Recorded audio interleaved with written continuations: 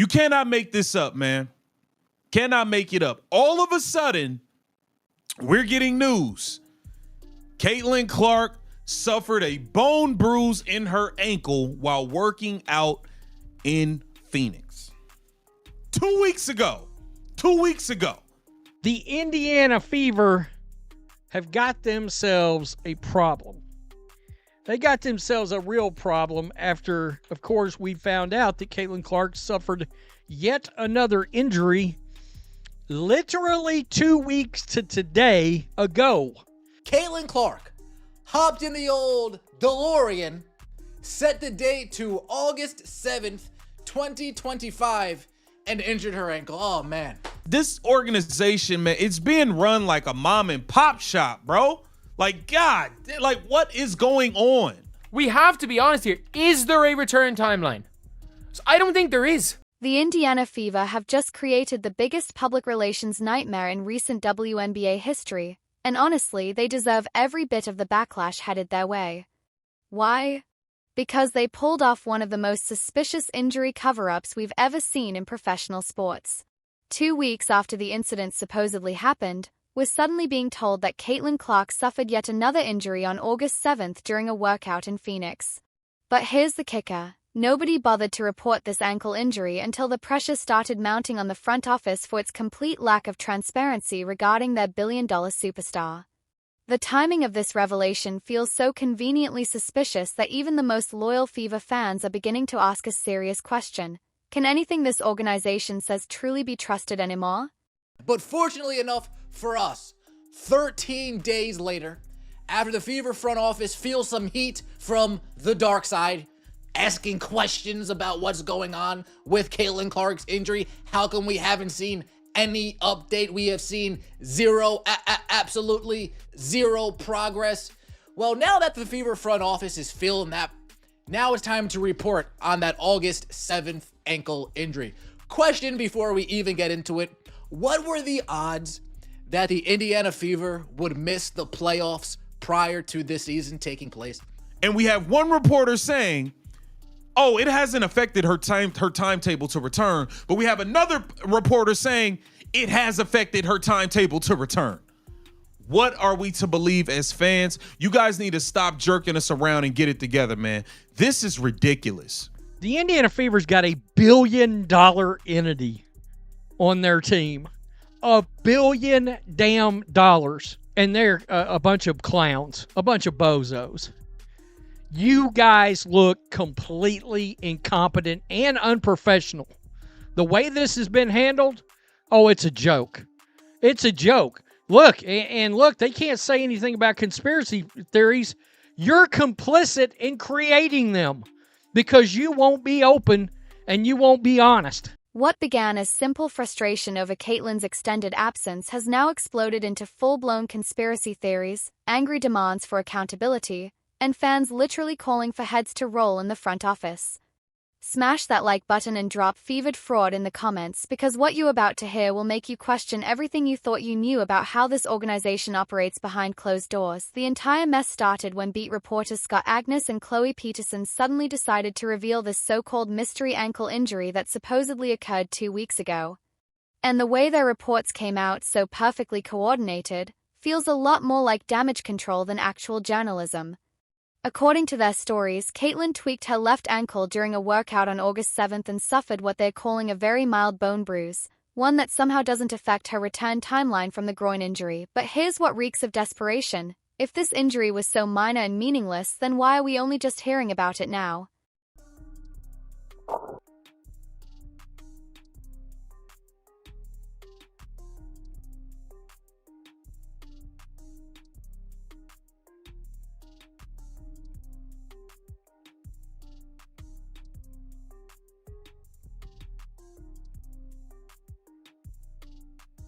We've got two different Fever reporters, both reporting the injury did not and the injury did hamper her coming out and coming back.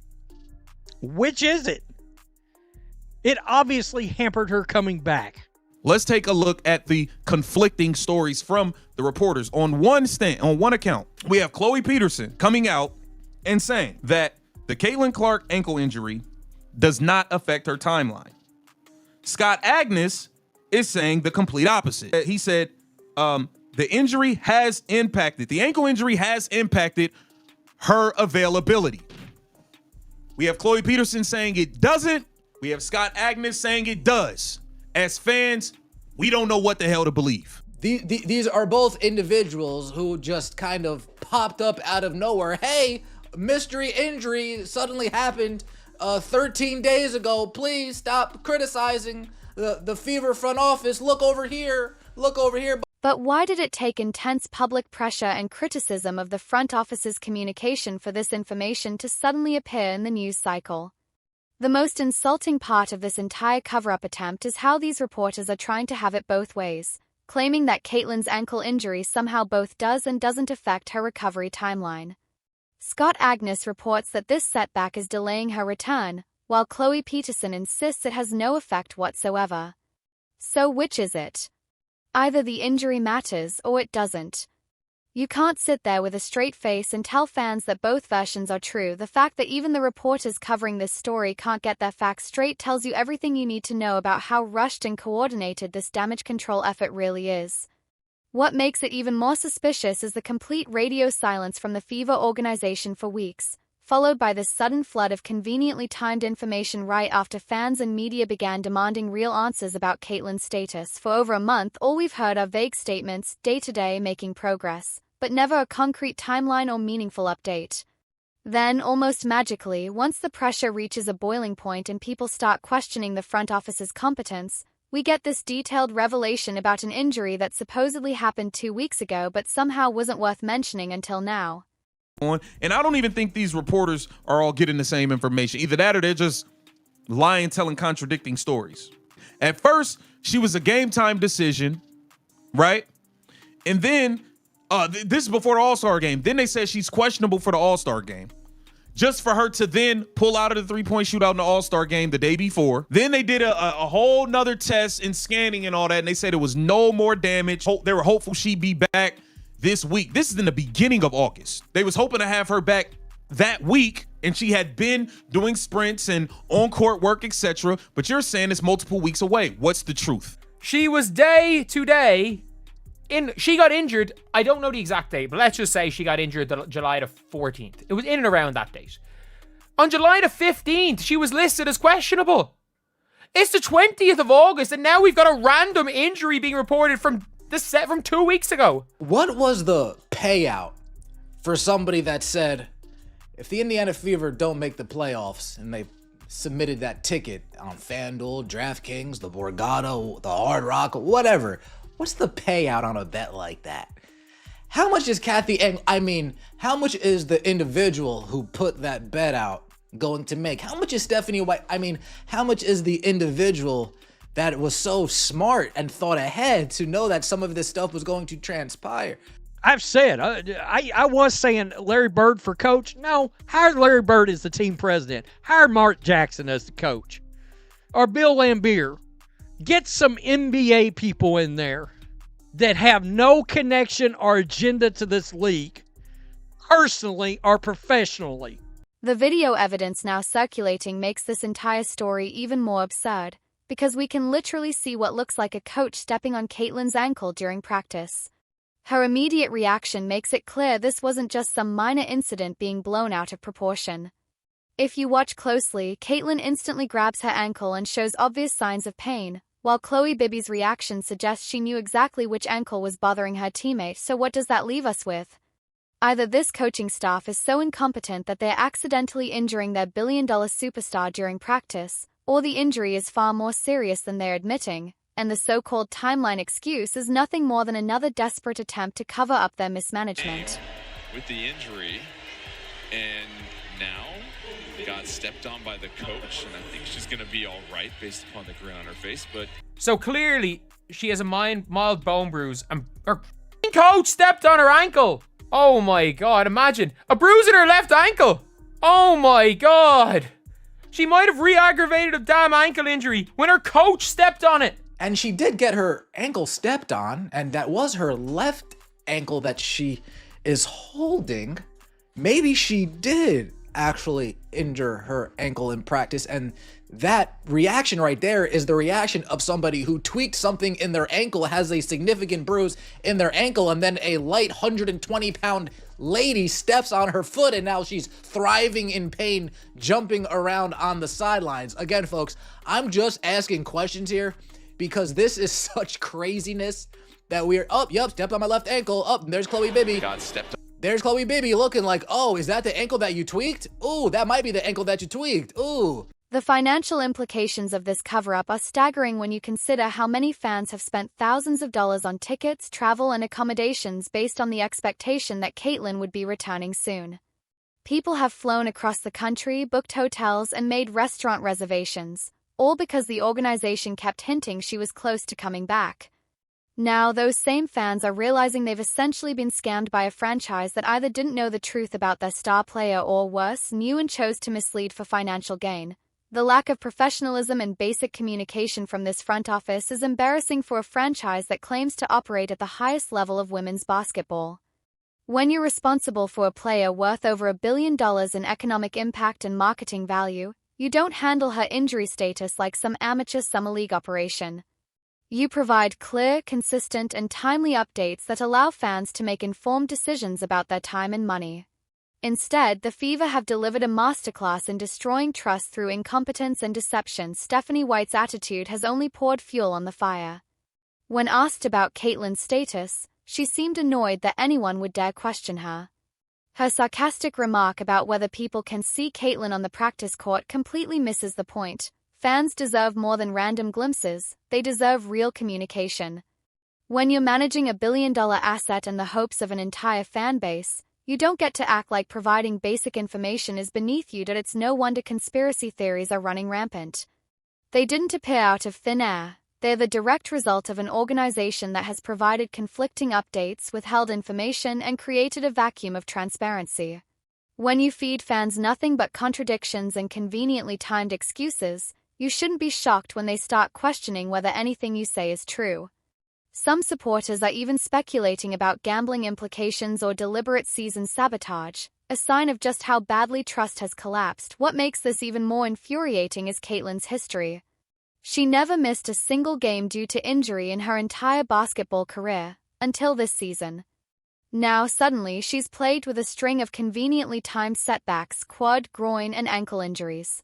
For someone once considered the model of durability, this pattern raises serious questions about the medical staff's competence, or the organization's honesty about what's really happening. The timing of this ankle revelation is especially suspect.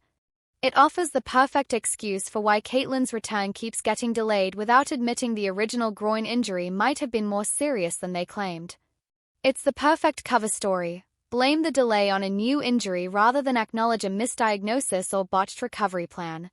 Either way, it's an excuse designed to protect the front office from accountability. The most damning evidence of a coordinated cover-up is how quickly reporters produce detailed information about an injury that allegedly happened 2 weeks earlier. Professional journalists don't just sit on major injury news unless someone told them to. That suggests this was always meant to be dropped strategically. The moment the criticism reached a breaking point, compare this disaster to how other professional organizations operate. When LeBron James or Steph Curry gets hurt, their teams issue regular updates, clear timelines, and honest assessments because they know transparency builds trust. The Fever, meanwhile, have treated their supporters like mushrooms, kept in the dark and fed garbage while hoping nobody would notice the inconsistencies. The implications extend beyond Indiana. When the league's biggest star becomes the center of conspiracy theories and cover-up allegations, the credibility of the entire WNBA takes a hit. Instead of capitalizing on Caitlyn's unprecedented momentum, the league is stuck cleaning up the Fever's mess. And judging by social media, even the most loyal fans, those who defended the team through years of mediocrity, are done. They're openly calling the front office incompetent and demanding accountability from ownership. Once you lose your core supporters, there's no going back. The economic fallout will reach beyond this season. Season ticket renewals, merchandise sales, and fan engagement will all decline because supporters don't forgive being lied to. The Fever may have saved themselves some short-term headaches by avoiding tough conversations, but they've jeopardized their long-term relationship with the very people keeping the franchise alive. And here's the cruel irony. all of this could have been avoided with honesty. If they had simply admitted from the beginning, Caitlyn's injury is more serious than we thought and we're being extra cautious with her recovery, fans would have been disappointed but understanding. Instead, the Fever chose deception, false hope, and manipulation. Now, 5 weeks into her absence, with no clear timeline and ever-shifting explanations, the situation screams of either gross medical incompetence or deliberate dishonesty from day one. Either scenario should demand sweeping changes, but given this front office's track record, don't expect accountability. This controversy perfectly encapsulates everything wrong with the WNBA's handling of success.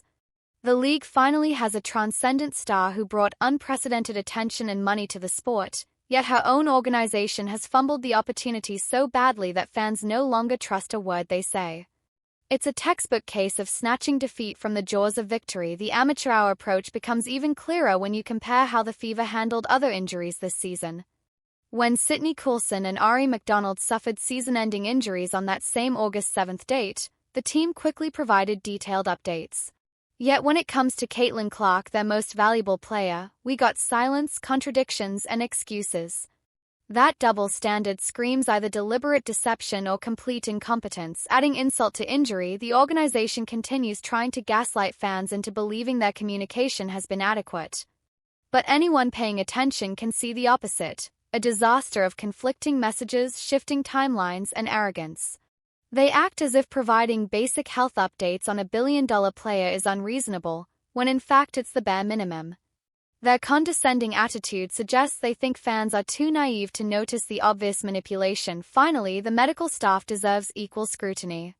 You don't go from never missing a game in your career to dealing with multiple soft tissue injuries in the span of one season without something being deeply wrong, either in the training protocols or the recovery process. Whether they're pushing Caitlyn too hard or failing to diagnose underlying issues, the result is the same. A superstar sidelined, a fan base betrayed, and an organization drowning in its own incompetence.